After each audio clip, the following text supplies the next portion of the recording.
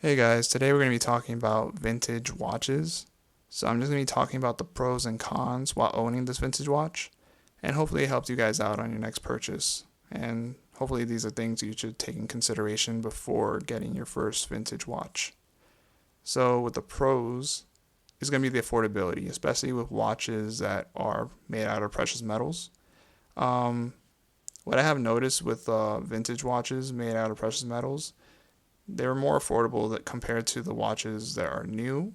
Um, but also, not all the watches are made out of gold.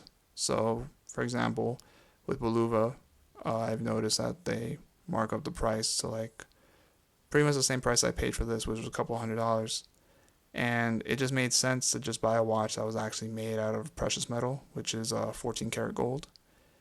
And yeah, it looked nice. It's a small watch. It's 34 millimeter. But for my wrist, I have very slim wrists, and it fits pretty well, and I'm happy with it. But unfortunately, the con will be to whether it be maintain it, replace the parts, and fixing it will be difficult. So this watch has stopped working, and I have tried to find a lot of places to fix it.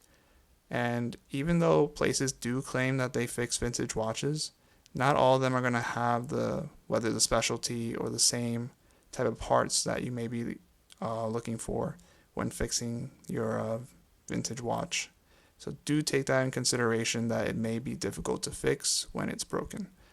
Um, but yeah, I would say there's that. So yeah, do your research prior to getting your vintage watches, um, if that is your hobby.